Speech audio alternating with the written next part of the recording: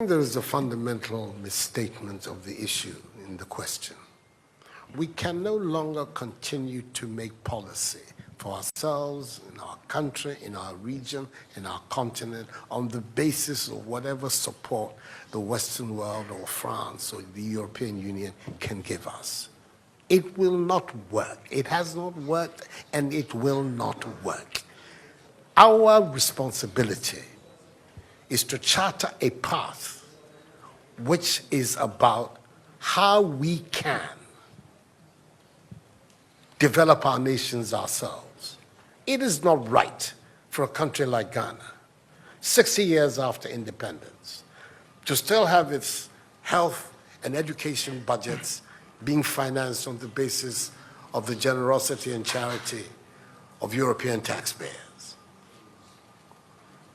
By now, we should be able to finance our basic needs ourselves. And if we are going to look at the next 60 years as a period of transition, a period whereby we can stand on our own feet, our perspective has not to be what the French taxpayer decides to do with whatever surpluses that they have in France. They're welcome. They're appreciated. Whatever interventions that the French taxpayer through their governments make to us are appreciated. We're not going to lick a gift horse in the mouth. But this continent, with all that has happened, is still today the repository of at least 30% of the most important minerals of the world.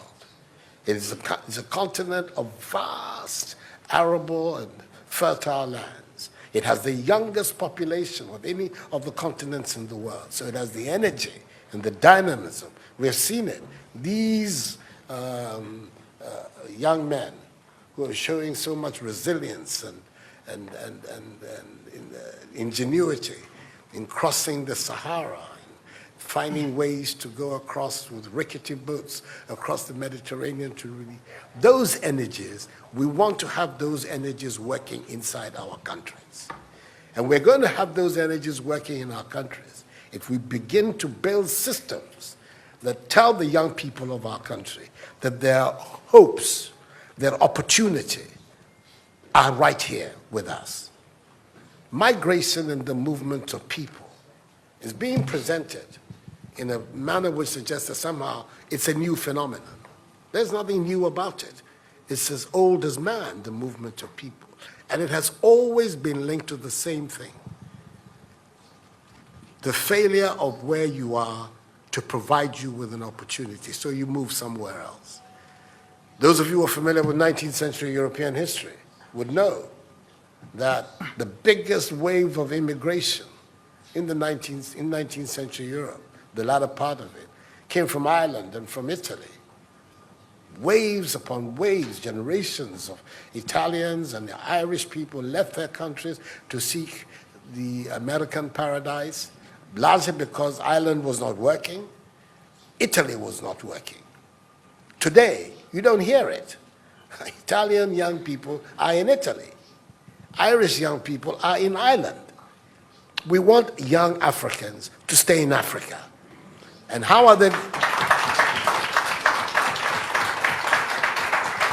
And it means that we have to get away from this mindset of dependence. This mindset about what can France do for us. France will do whatever it needs to do for its own sake. And when those coincide with ours, tant mieux, as the French people say.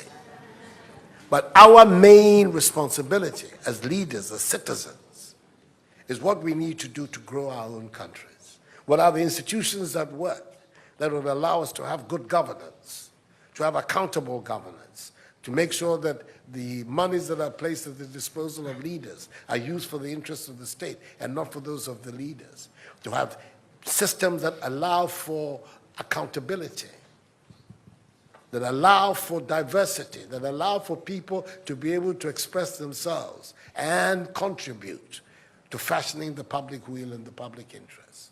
Our concern should be with what do we need to do in this 21st century to move Africa away from being cap in hand and begging for aid, for charity, for handouts.